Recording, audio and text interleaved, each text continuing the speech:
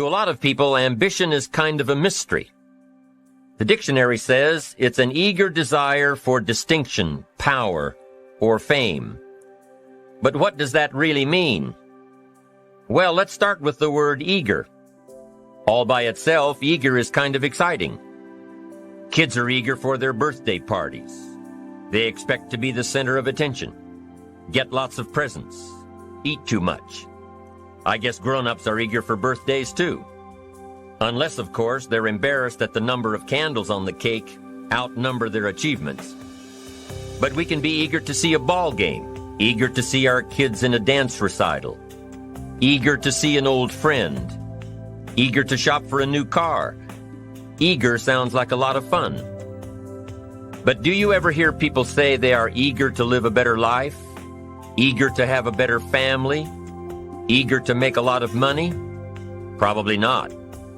And that's a problem. Because how I see it, living a better life, having a better family, and making a lot of money takes an eager desire. We have the remarkable ability to get exactly what we must have. But there is a difference between wishes and desires. We've all heard people say, "Oh, I wish I could just drop 5 pounds. I want to be a little lighter." And we've probably said it ourselves, especially after a big holiday dinner of turkey and homemade pie and every other thing we can possibly stuff ourselves with in one 8-hour period of time.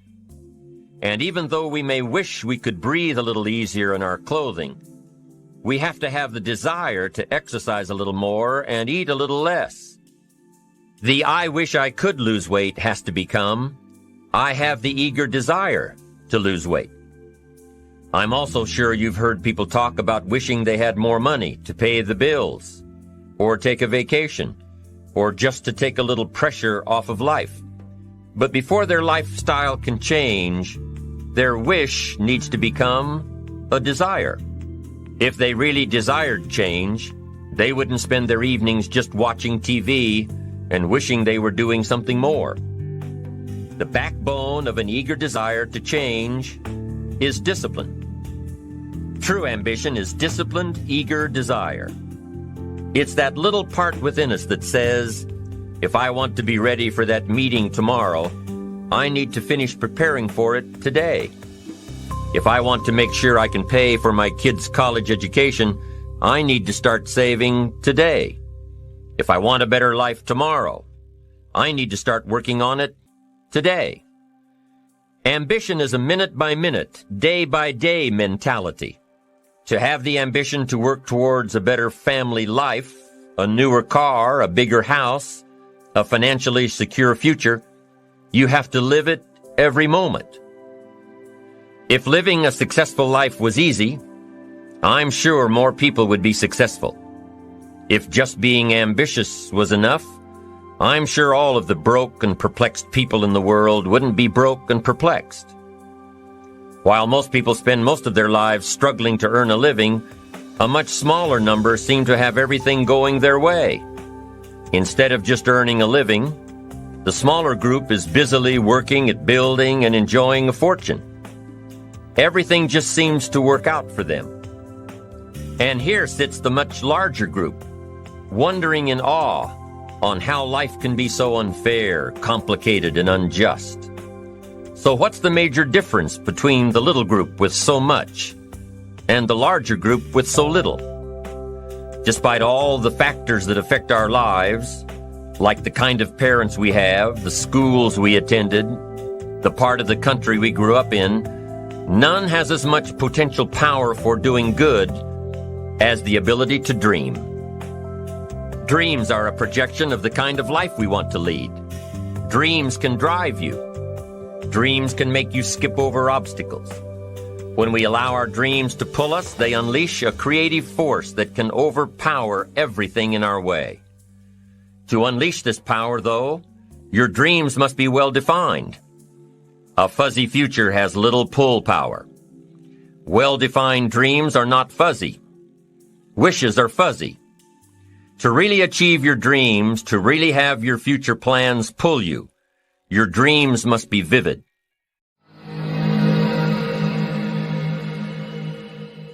You cannot believe what can happen in such a short period of time.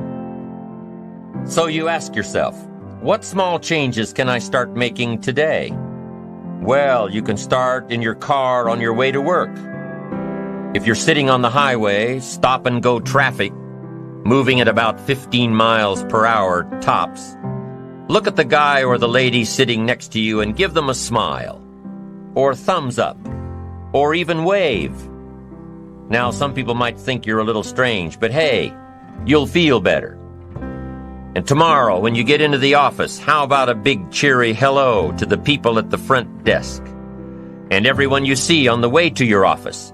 And when you get home tonight, how about giving your wife or husband and kids big hugs instead of collapsing on the sofa? When you start with the little things that make others happy, improve their day, you'll find that these little things add up to big ones. So what happens when you start taking charge of your own personal happiness, your own life? Do you think that these little things will somehow make a difference in meeting your goals? You bet they will. You can't do it alone. You can't be successful by yourself. It's hard to find a rich hermit, you know. The ambitious person realizes that each of us needs all of us. You all by yourself may have finalized the company's marketing plan, or finished up the sales projections, or even wrote the mission statement for the year to come.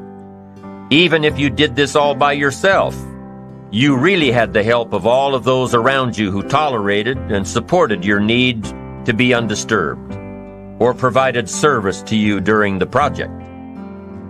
Maybe you should thank those people every once in a while with a dinner certificate or a bouquet of flowers.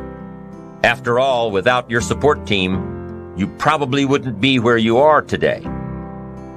You can't be successful by yourself, so thank them. Thank those around you, and let them know just how important they are to you. Be it your office personnel, or your family, or your friends, a thank you sure goes a long way. Get better. There isn't any of us that can't get better, so turn on this whole idea of personal development and personal growth. That was what my teacher shared with me that changed my life, starting a few steps from here at that convention. I'm telling you, for things to get better, you got to get better. Don't ask for it to change out there. Ask for you to change here. Don't ask for a more favorable wind. We call that naive. Don't ask for better seed, better soil. This is the only planet you got. Just ask that you can get wiser and stronger and better, and be able to take care of your own responsibilities. Get better. Learn how to handle the seasons better. Let's go through them. Just get better at handling the winters. You can't change the winter. You can't change the seasons, but you can change yourself. You say, well, what can I do about the upcoming winters of my life? The challenges that I know I'm going to face. Here's what you can do. You can get wiser and stronger and better. Just make a list of that trio of words. Wiser, stronger, and better. Go home smarter than you came. Go home with more ideas than you came with. Next, get stronger. You can develop the muscle. You can develop the courage muscle. You can develop the inspiration muscle. You can develop the dedication muscle. You can get stronger. There isn't anybody here that can't get stronger.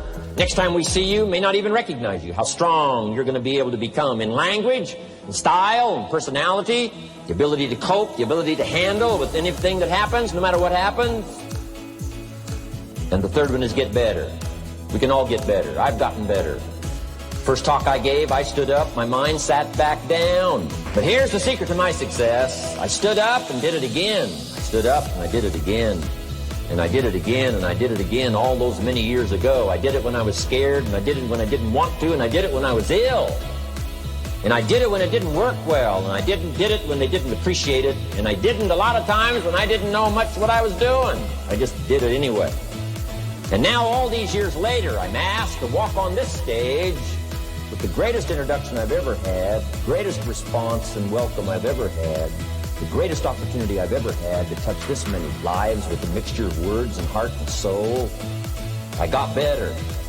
I got better day by day and week by week and month by month, and I'm asking you to do the same thing until you can develop a long arm and a long reach, until you can develop influence that won't quit. Touch people next year you couldn't touch this year. Touch people now you couldn't touch before. Conduct a meeting now you couldn't conduct before. Heart and soul now mixed in there that wasn't there, missing before. I'm asking all of you to get better in spite of the winters, in spite of the downturn, the money downturn, the social downturn, the personal downturn, whatever it is. Just get stronger. Get better. The key is not to wish for a better winter. The key is to wish for more strength, more wisdom, more courage, get better, get wiser, get stronger. Here's number 2. Learn to take advantage of the spring. Spring means opportunity. And we've got a fresh spring going here. It's called a spring like no other. A spring, an opportunity like no other for you.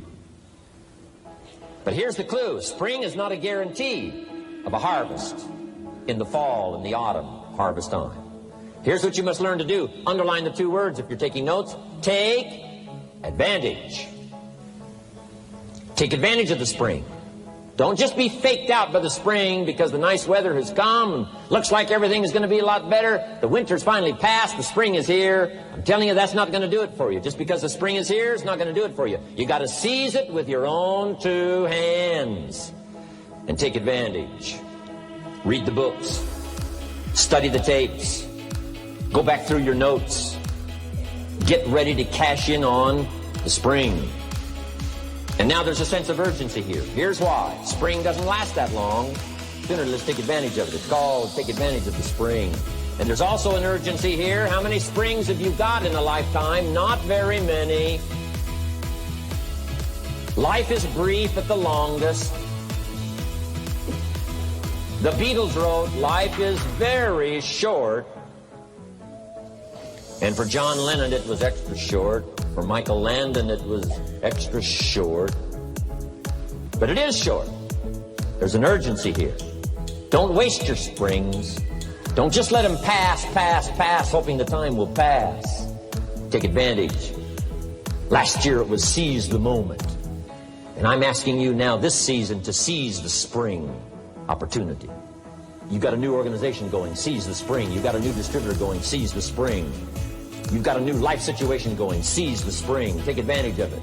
Don't let it pass without giving it the best of your 2 hands and your attention. Number 3, first, learn how to handle the winter. Second, take advantage of the spring. Number 3, in the summer, learn to nourish and protect. We've got some major challenges now come summertime. One is to nourish our values. Take care of them, feed them. Don't let them go hungry. Don't let them go wanting in nourishment and care. And then here's something else we've got to do in the summer. Defend ourselves against the enemies. Summertime is a unique time. It's a time of opportunity. It's also a time of challenge. But whatever threatens you, I'm asking you to threaten it back. Take care of your responsibility, but don't take anything off of anybody. Somebody wants to destroy your chances for a good future by their negative talk, negative thinking, putting it all down. I'm telling you, walk away if you have to. Walk away. Whatever threatens you, threaten it back. Whatever threatens your opportunity, threaten it back. Now, some of our enemies are on the outside, but here's the most important thing to understand. Some of our enemies are on the inside. Let me give you a quick list. Indifference. You got to do battle with your own indifference. Boy, it's easy to coast. Especially if you've accomplished something, extraordinary now. Somebody says, I got to relax. Here's the key. Not too long. The weeds will take all you plant if you rest too long. Don't rest too long. Indecision. You got to make those decisions. The ones that don't turn out to be good gives you experience to make better decisions. Don't let much time go by without making some decisions. The ones that you can make quickly, make them quickly. The ones that take time, take your time. But get those decisions made. Don't let indecision be an enemy, rob you of the future, empty your bank account, leave you with zero in the purse. Don't let that happen. The next one is doubt. Sure, there's doubts on the outside. People doubt that America's going to make it. People doubt that Europe's going to make it. People doubt that Russia's going to make it, that Poland's going to make it, that Czechoslovakia's going to make it. They doubt the whole world is going to make it. But I'm asking you not to pick up all those doubts. I'm asking you to have some faith, have some courage, believe, drive your doubts into a small corner. Don't let them loose like a mad dog, drive you into a small corner. Don't doubt the future. Don't doubt the possibilities. Don't doubt the extraordinary gifts that your distributors bring to your organization. Don't doubt that. And here's the most important one of all. Don't doubt yourself. If I've got miracle working power to change my life, so do you. If I've got the ability to change, so do you. If I've got the ability to read, so do you. If I can discover, so can you. If I can grow, you can grow. If I can develop, you can develop. If I can get an invitation like I got 6 years ago, help take something around the world, so can you. If I can stand on this platform, Idaho farm boy raised in obscurity, so can you. If the millionaire team can do it, president's team can do it, walk off with the diamonds, the trophies, so can you. I'm asking you, don't sell yourself short. We haven't sold you short. That's why Mark, Larry, and Dr. Katzen and I have decided to invest a big share of our life these 4 days in being with all of you. If we didn't think you were worth it, we wouldn't have showed up. We don't need to conduct another meeting. We don't need to walk on another stage. We don't need to get up early like we get up. Don't need it. Except for the challenge and the opportunity to invest in this many people's lives. Who wouldn't get up early? To have a chance to work miracles and invest in this many people's lives and help turn the world upside down for better nutrition called herbal life.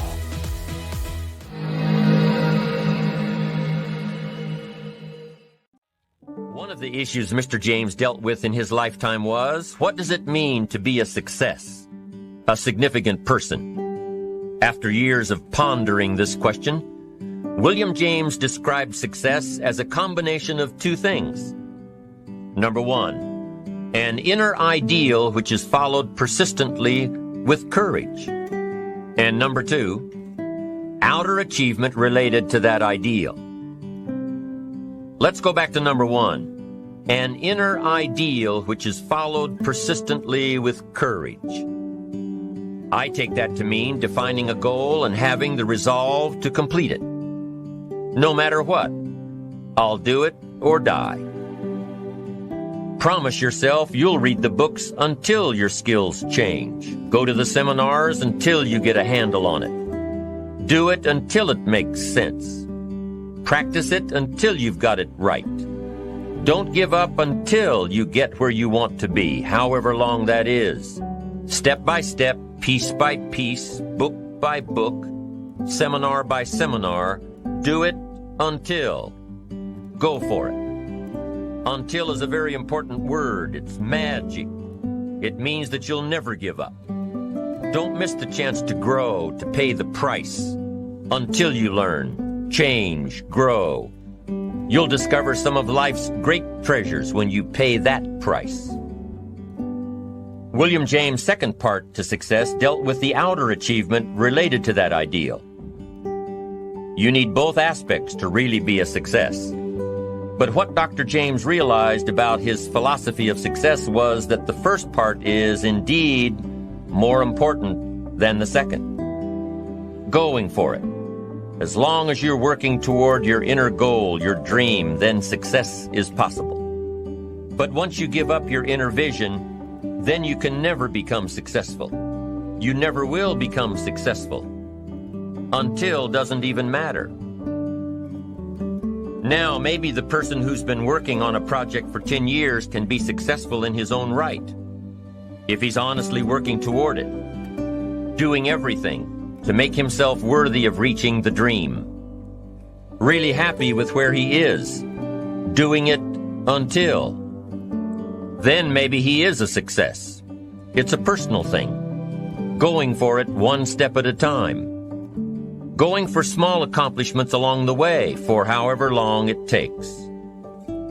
So let's think about this for a moment. What outside evidence or results or proof can be seen when you accomplish your goals one step at a time? You'll start to see things change around you, little things, not major things, but little everyday things. things you may not even notice unless you are paying attention. If you're one of those who'd rather stay up late and get up late, only to discover that your workplace doesn't fit your schedule, and you roll out of bed cursing the alarm clock every morning, maybe you could start with the little change of going to bed half an hour earlier than normal.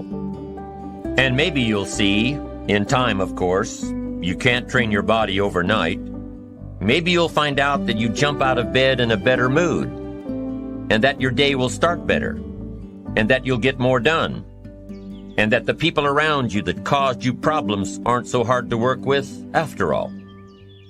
It all starts by making one little change and adding to it every day. You see, you can't change what's going on around you without first changing what's going on within you. Start changing how you look at mornings, and sure enough, people will start changing how they look at you. When you start changing how you think, how you act, how you treat others, how you treat yourself, when you start responding instead of reacting to life, life will start responding to you. I'm telling you that you can do it with your lifestyle. You can do it with your sales career. You can do it with your management career. You can do it with any part of your life.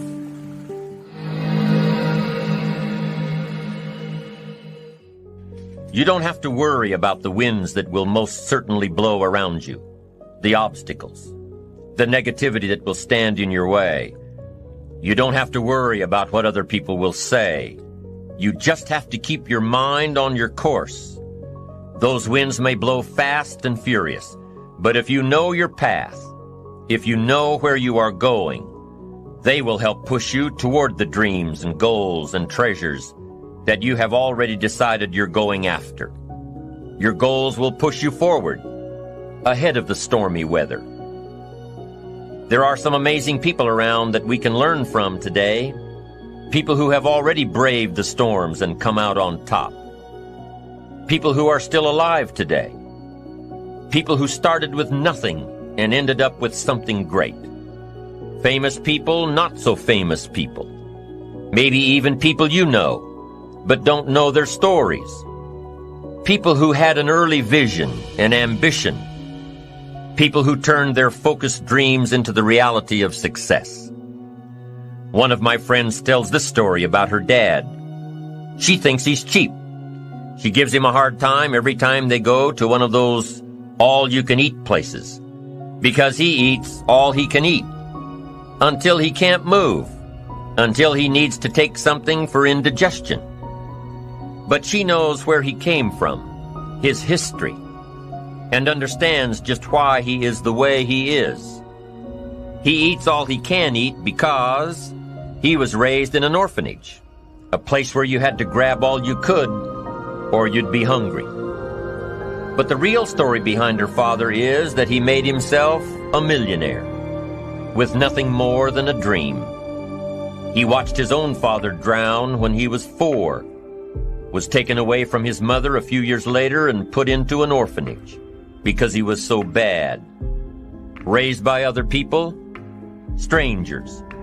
After growing up in foster homes, he decided to go out on his own. He barely finished high school, but he found a job as a vacuum cleaner salesman. He did well, really well. But the woman he loved didn't want to marry a vacuum cleaner salesman, and he really didn't want to be one, so he went to college, went on to medical school, prospered, really prospered, led a tremendously successful life as a radiologist, and is now retired, goes fishing, rides his Harley. Stories of success are all around us, everywhere. Take the time to talk to these people or read their stories. You might learn something. You might find out that they have already traveled the path you are now on. Many of these people have written books on their journeys. These books tell the stories and give the secrets that we can all learn from. Let's say you decided to take a trip, just a short one, maybe for a weekend. Let's say you want to go away to a place you've never been before. Wouldn't you want to find someone who had been there, Ask them a few questions. What's the best way to get there? The safest route? The quickest route? What do I need to bring to be totally prepared? What fun things should I look for on the way? What dangers do I need to avoid? By talking with someone who has already been there, it'll make your trip that much more enjoyable. It's the same thing with life. By listening to those who are farther along in the journey you are interested in taking, and learning from their successes and failures, you just might pick up something that will make your journey that much better. Listening to the stories of others can be motivating, captivating. They can provide that extra push you've been looking for. They can demonstrate what the power of ambition is truly all about. They've been there. Their knowledge is valuable. And when you use that knowledge and motivation to take action, you'll gain momentum.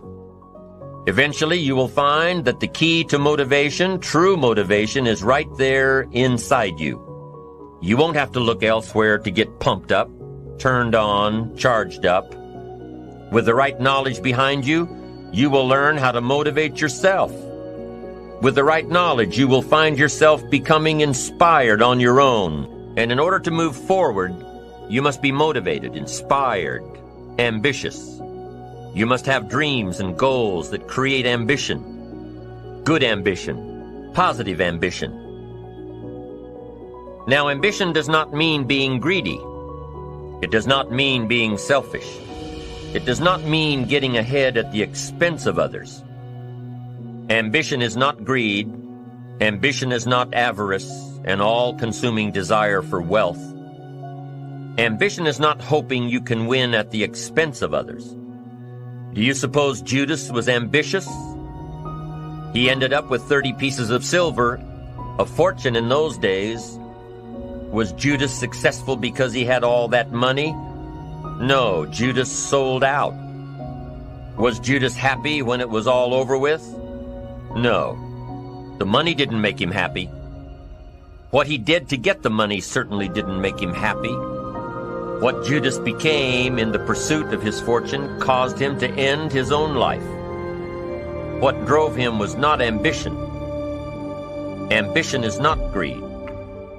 Ambition is an eager desire to achieve, an eager desire to get ahead in life, to do more for your family, to prosper in health, wealth, and relationships. Now, desire does not always translate into ambition. Desire is what you want for yourself. A bigger house, a better car, a fatter bank account, a better life. I desire to have these things. Ambition is how you get there. Desire is sometimes healthy. Desire is sometimes unhealthy. Desire might say, I want the tallest building in town. The destructive side of desire might urge you to tear all of the other buildings down. I guess that's one way to do it. You might get away with tearing down the first one and maybe the second one. But in your desire to tear them all down, sooner or later, some guy is going to be standing out in front of his building saying, I'm on to you. Get out of here.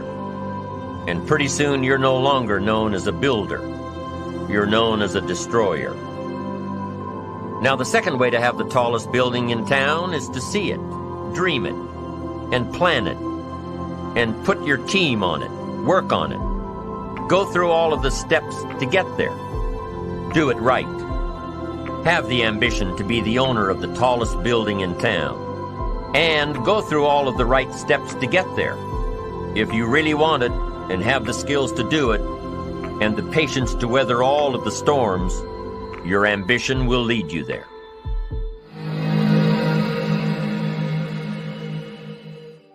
The opposite of perseverance is procrastination. Perseverance means you never quit. Procrastination usually means you never get started. Although I consider the inability to finish something to be a form of procrastination.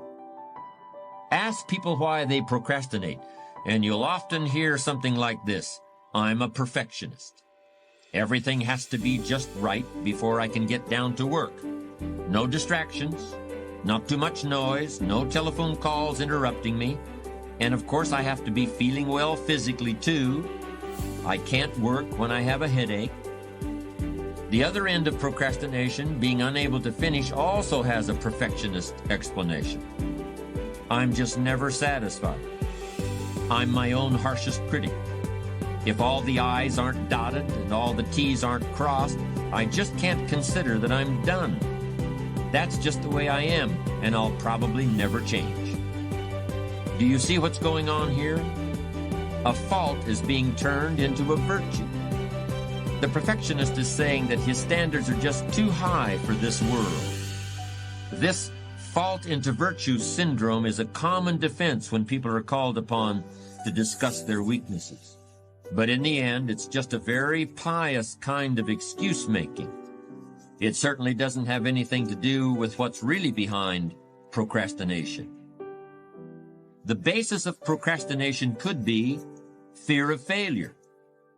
That's what extreme perfectionism really is once you take a hard look at it. What's the difference whether you're afraid of being less than perfect or afraid of anything else? You're still paralyzed by fear. What's the difference whether you never start or never finish? You're still stuck. You're still going nowhere. You're still overwhelmed by whatever task is before you. You're still allowing yourself to be dominated by a negative vision of the future in which you see yourself being criticized or laughed at or punished or ridden out of town on a rail. Of course, this negative vision of the future is really a mechanism that allows you to do nothing. It's a very convenient mental tool. Well, I'm going to tell you how to overcome procrastination. I'm going to show you how to turn procrastination into perseverance. And if you do what I suggest, the process will be virtually painless. I'm going to be very specific about how you can do this. A moment ago, I referred to a negative vision of the future as a mental tool for inactivity. If you've been using that tool, I'm going to ask you to toss it aside and start using two other very powerful principles that foster productivity and perseverance instead of passivity and procrastination. The first principle is break it down. No matter what you're trying to accomplish, whether it's writing a book or climbing a mountain or painting a house, the key to achievement is your ability to break down the task into manageable pieces and knock them off one at a time. Focus on accomplishing what's right in front of you at this moment and ignore what's off in the distance someplace. Substitute real-time positive thinking for negative future visualization. That's the first all-important technique for bringing an end to procrastination. Suppose I were to ask you if you could write a 400-page novel. If you're like most people, that would be an impossible task.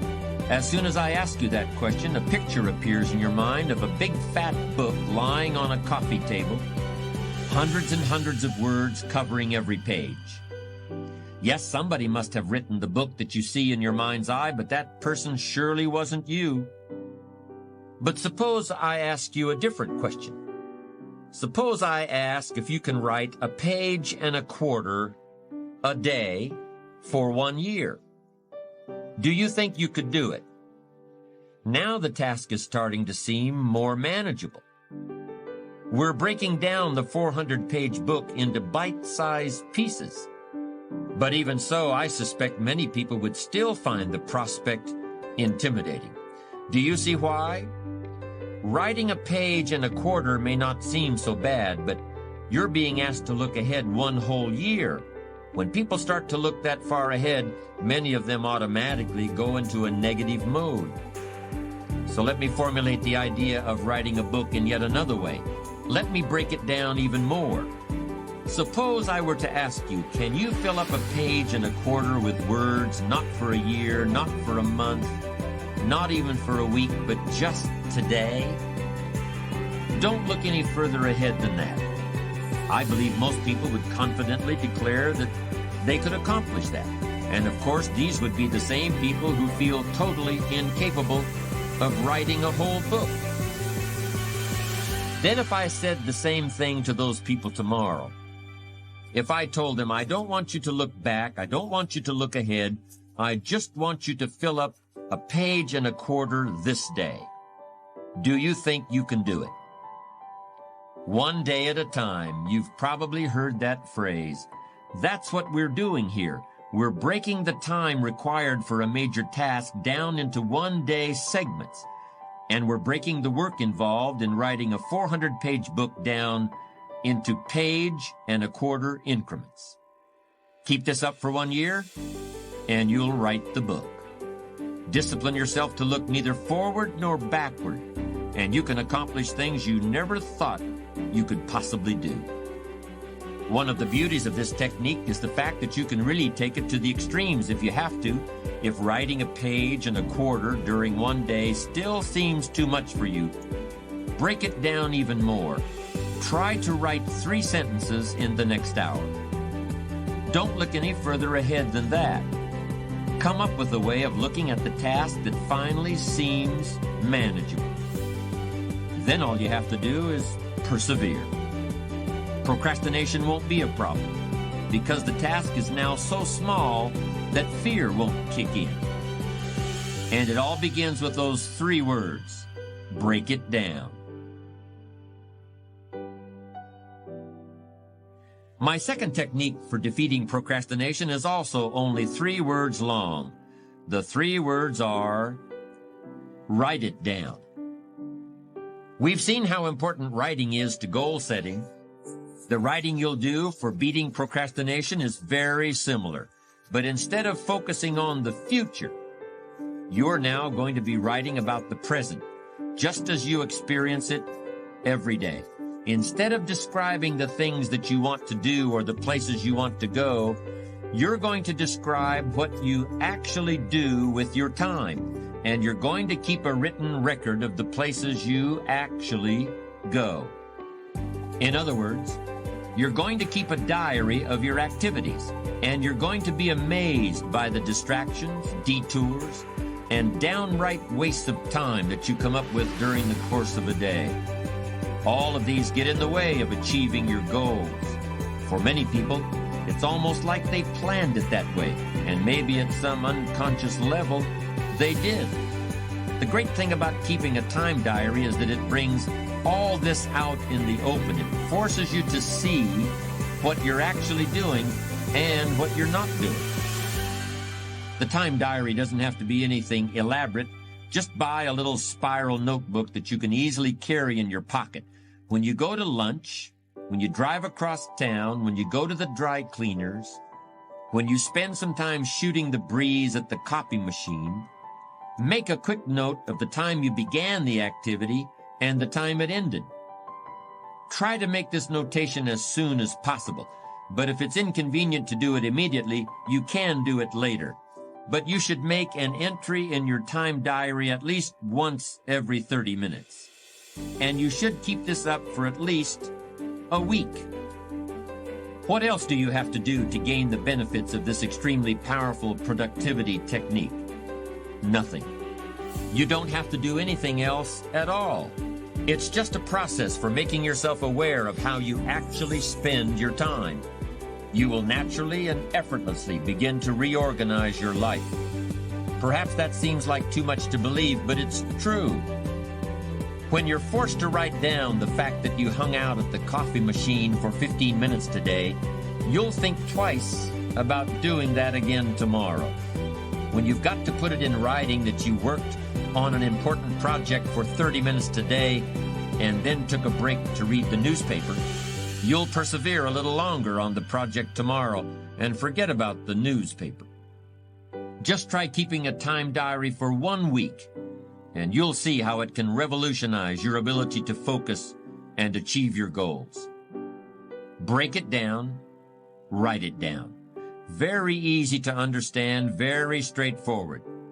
But these are powerful and effective productivity techniques. This is how you put an end to procrastination. This is how you get yourself started.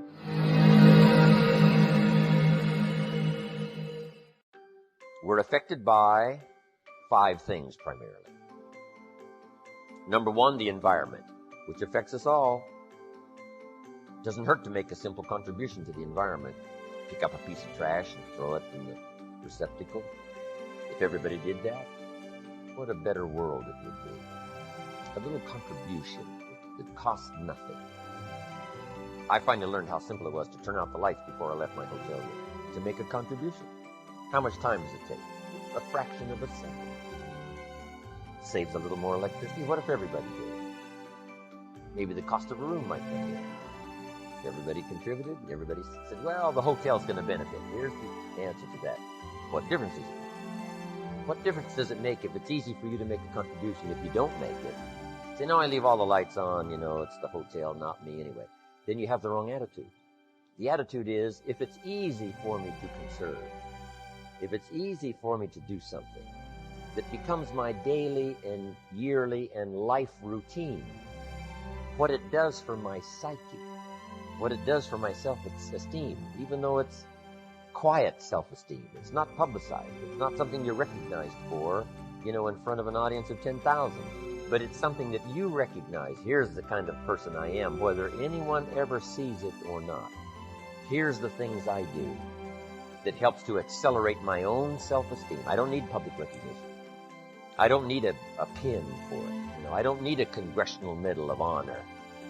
I have enough dignity to give myself honor for the things I do that make a contribution, whether anyone else does it or not. Now, it's easy to say, well, no one turns out the lights. Say, no one but me.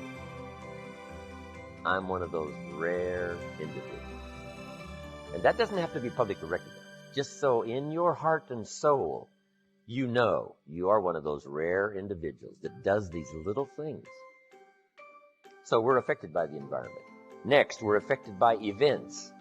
Some small, some big, some personal, some national, some global. The hurricane. What's the name? Dennis. Heading for the east coast of America. Looks like it might turn and go north. But events affect us all. How about the missile crisis? Some of us go back that far, right? Some of you got gray hair like me. Russia tries to sneak their missiles into Cuba. Kennedy finds out about it and calls and says, Nikita, John Kennedy, you can't put your missiles in Cuba. Nikita Khrushchev said, Mr. President, you're young at this game.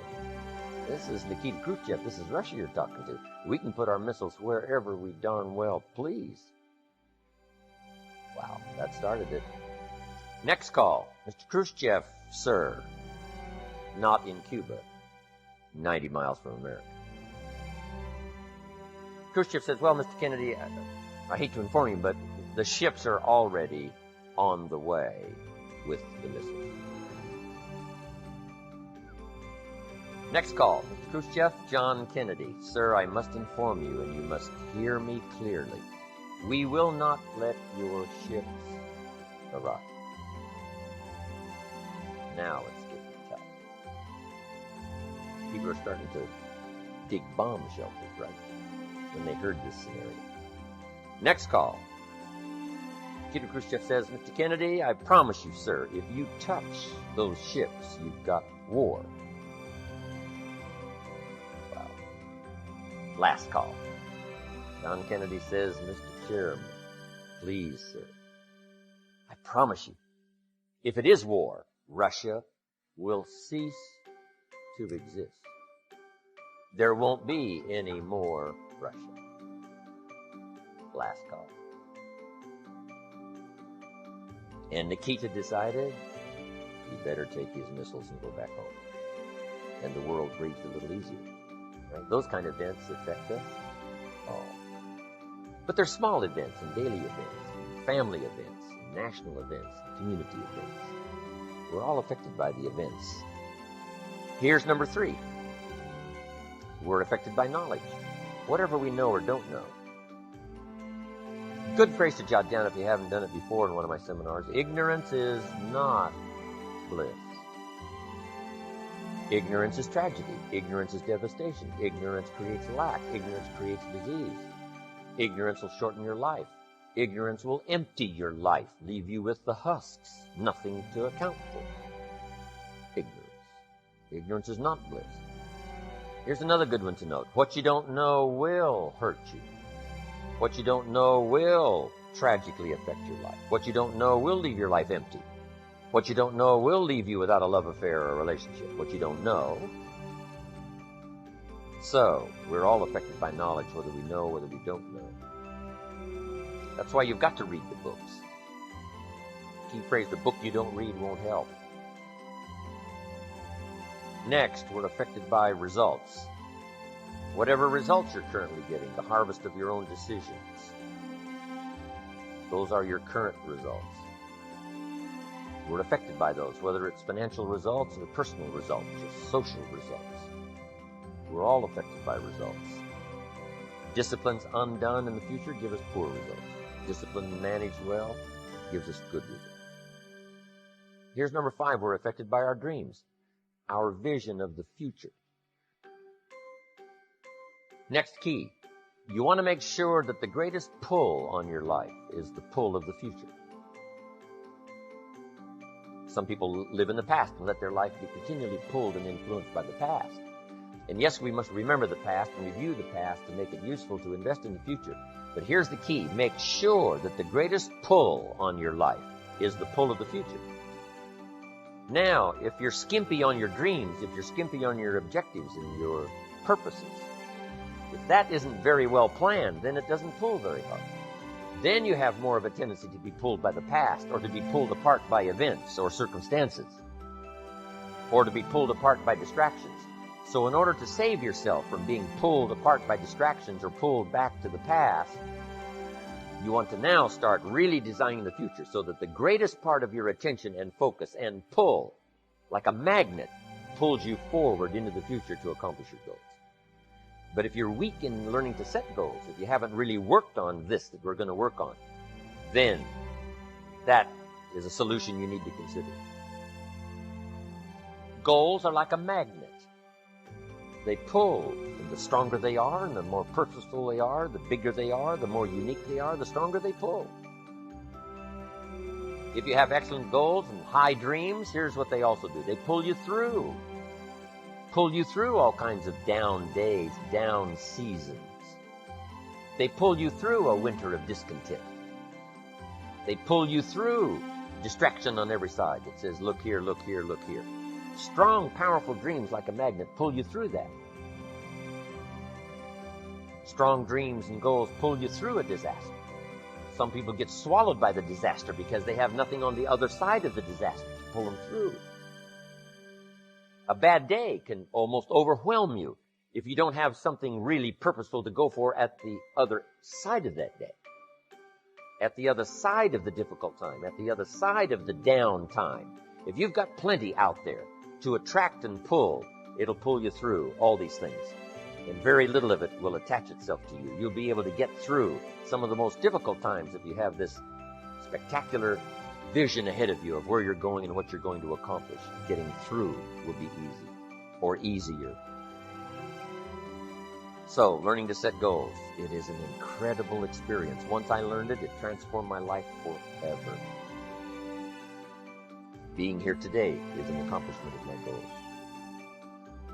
When I travel around the world, sit on an airplane, I say, I dreamed about this one day. I used to go to the airport and watch the planes fly away, and I said, one of these days, I'll be on one of those planes.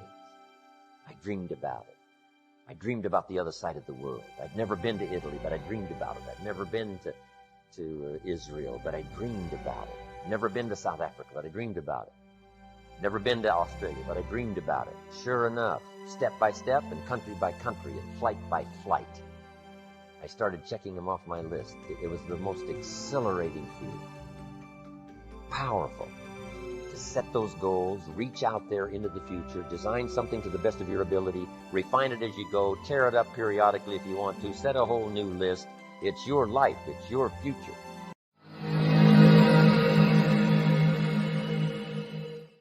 We get paid for bringing value to the marketplace.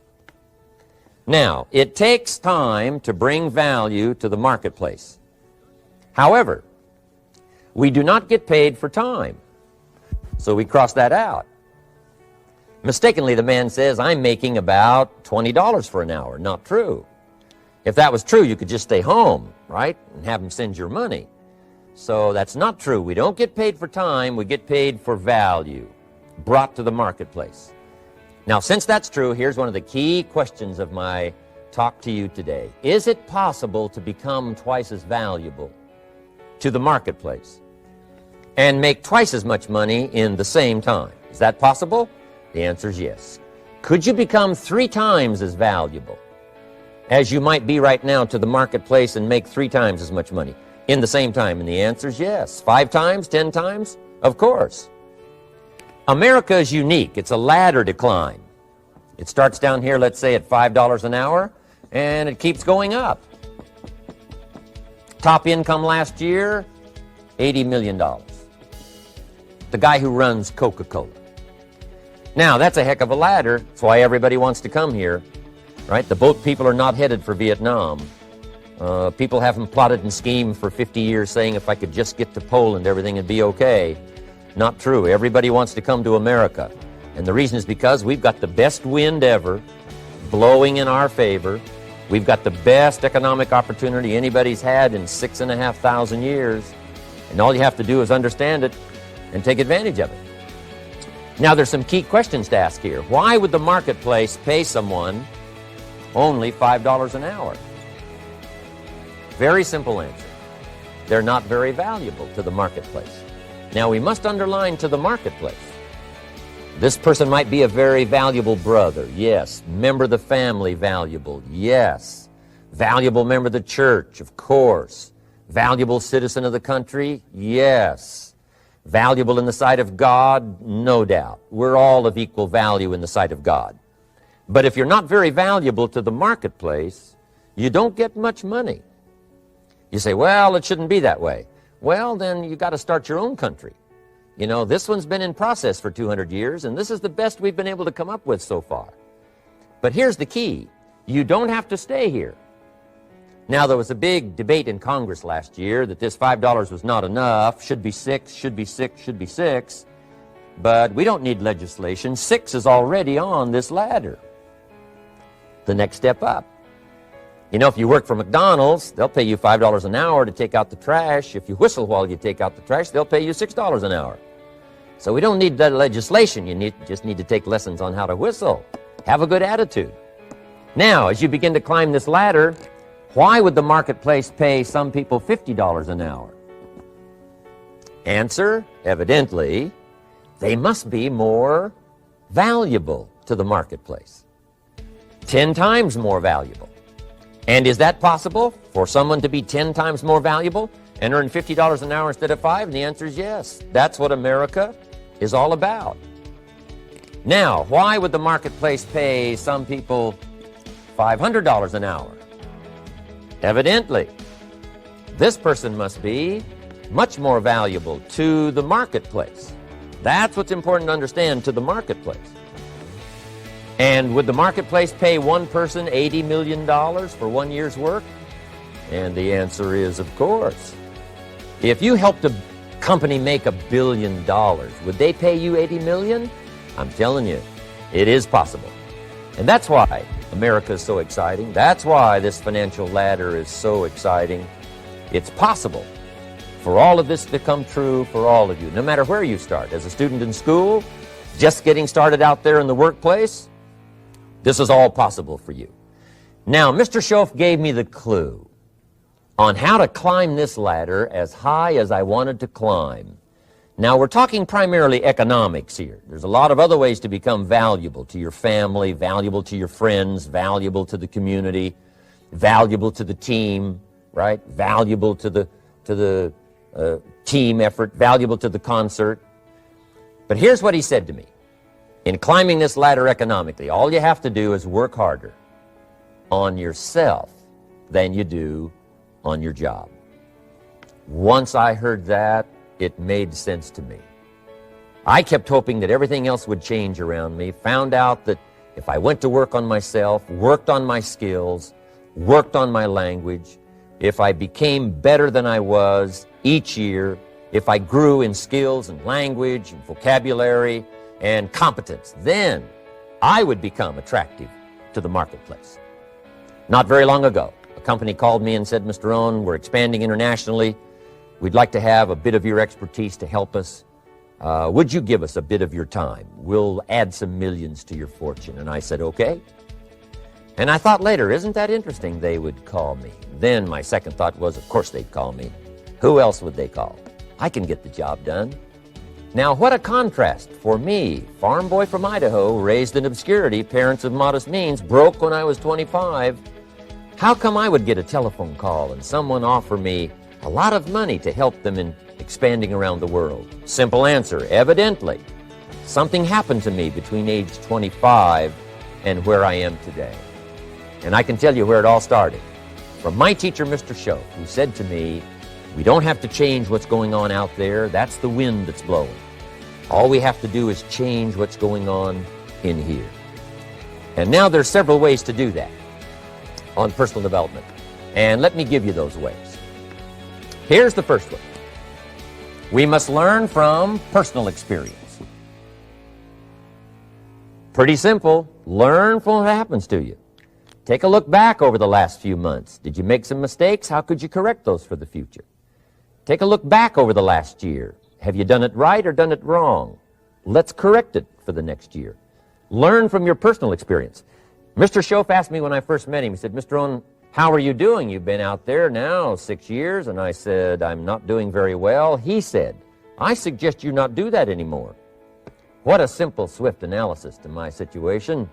He said, if you keep doing it, the next 6 years will be like the last 6. You don't want that to happen. Let's make the changes. So learn from your personal experience. Now, here's number 2, why I came to share this video experience with you today. And that, I call it OPE, other people's experiences. That's me, other people. That's your teacher, other people. That's your friends and colleagues, other people. The people you meet that can pass along to you their experiences, what's happened to them, the mistakes they made, how they corrected them, how they changed their health and changed their bank account and changed their income and changed their future. That's it, other people. Now, there's 2 kinds of people to learn from. One is failures. It's too bad failures don't give seminars, right? That would be valuable. Bring your notebook. Have them tell you how they lost it all and threw it all away, threw their health away and threw their friendships away and things didn't work out well. That would be valuable. But now then we must also learn from positive, people that have done well. They've got the health, and so we ask them, how did you become so healthy? They've got the skills, so we ask them, how did you become this skillful? They've got the income, so we ask them, how did you get here in such a short period of time? So now here's what's important in personal development. In learning from other people, we learn, number 1, by observation. We learn what we see. We watch people that are successful in what they do. In sports, we watch their disciplines. In business, we watch their disciplines. By observation, what we can see. The reason I created this video was something that you could see someone's experiences translated for you. Second, we learn by what we hear. I've got some of my lectures on cassette tapes, so you can take them with you wherever you go and learn by listening. Turn your car into a mobile classroom and listen. And then listen to the sermon on Sunday morning. Listen to the lectures. Listen to the teacher. Listen to someone who's got something good to say. And then number 3 is vitally important on personal development, and that is read all the books you can possibly read in your lifetime. Mr. Schoaf got me started on my library. I've got one of the better libraries. Haven't read everything in it, but I feel smarter just walking in it. My library. At least I was smart enough to buy it. Now I got to be smart enough to read it. And then, of course, I got to be smart enough to decide what's valuable and then do it. But this one is very important. Become a good reader. Some books that helped change my life. Mr. Schoaf recommended, of course, the Bible. And my parents made sure I was a pretty good scholar by the time I was 18. That's been so beneficial for me, drawing from those illustrations, reading about those stories, people who made it and people who didn't make it, and what the difference was. And then other books that helped to really change my life. One called Think and Grow Rich by Napoleon Hill. And then a book that helped me become financially independent by the time I was 31. And that book is called The Richest Man in Babylon by George Clason. And I'm going to share a little bit of that book with you when I get to financial independence today, our third subject. But I started reading the books, attending the classes, making sure that I got in front of people that had something good to say. And then I started keeping a journal. One of the major things my teacher taught me was to keep a journal. He said, don't trust your memory. If you hear something good, just make a little note and write it down. Now, at first I took, notes on pieces of paper and torn off corners and backs of old envelopes. And it didn't serve me well, thrown in a drawer. Then I learned to keep a journal, a bound copy of all my notes. So I would suggest you do the same. Things that impress you, a poem that impresses you. When you attend a class, some of the ideas that impressed you, jot them down. You read something in a magazine, right? Some ideas, take those out, put them in your journal. Keep a good journal the rest of your life. This will serve you well. My journals make up a significant portion of my own library. And if you saw my library and saw my journals, I tell you what you'd have to say. This is the library, and these are the journals of a very serious student. No wonder Mr. Rohn is invited to lecture and speak on his experiences around the world. So I want the same thing to happen to you. Value captured that you can resort to later, go back over it and review it, and let it become valuable to you. So that's my first subject, personal development. Work harder on yourself than you do on your job. Develop the skills, learn the lessons, take the classes, absorb all that is being taught to you these days. And then later on, of course, you can sort it out, what's valuable to you and how to refine it for your business and for your life and for your future. But the main thing is to get it and start this process of personal change, personal development. And let me say it one more time. If you will change, everything will change for you. You'll never be the same. You'll keep growing. As you look back on a few months, look back on a few years, you won't believe the progress you can make. Economically, your relationship with your family, your friends, and whether you're in sports or economics or whatever, I'm telling you, that whole process of committing yourself for personal change, personal value, can really make your life unique and worthwhile.